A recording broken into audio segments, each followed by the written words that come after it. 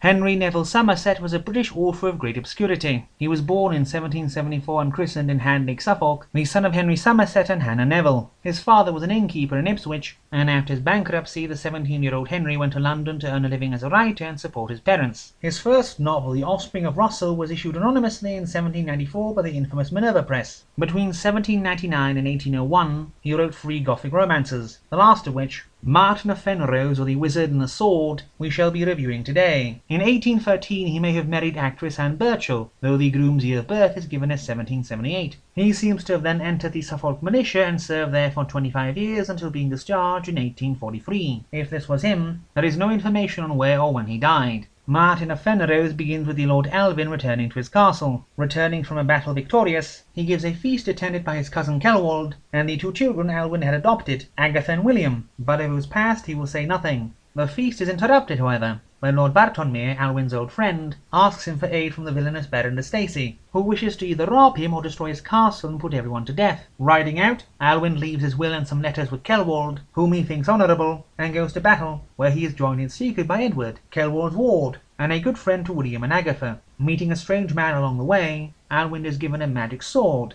which can compel any man to rush towards his own destruction, but he is implored to not lose it even for a second, or he is doomed never to return. But lose it he does, and is stabbed through the stomach by de Stacey, whose head in turn is cut in twain by the vengeful Edward. Kelwold had in the meantime read Alwynd's will, and found out that Alwynd was the father of the twins, and that their mother was Matilda, the sister of the king, who died soon after giving them birth. Kelwold wishes to destroy the documents, but a chance breeze lifts them and blows them down into a cavern, where a peasant sent to retrieve them seems to die horribly. Returning with Alwynd's body, Edward declares his love to Agatha, but for a bit she and William don't want to allow him, as they are penniless and obscure, and he needs to marry someone with the proper pedigree after all. Soon enough Edward's mother arrives. She had abandoned him to others as a child, and spent her time flirting at various European courts. They do make up for about 5 minutes, before her obstinate refusal to allow Edward to marry Agatha drives them apart again. And then, well, happens one of those moments, where you are pretty sure the author wants you to agree with the actions of the protagonist, and be 100% on their side,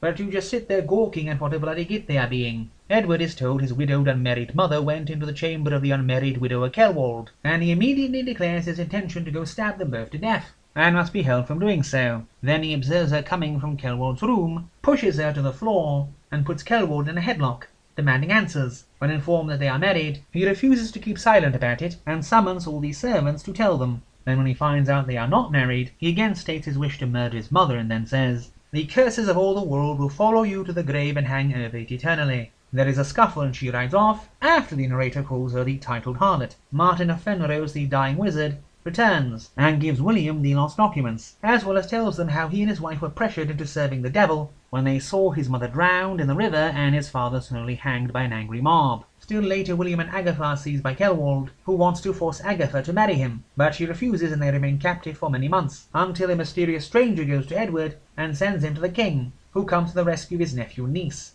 The story in the present moves a bit slow, but is augmented by characters recounting their past, the history of the wizard being properly horrific. The characters do need to be helped out of every necessity by others, but still the whole is rather enjoyable.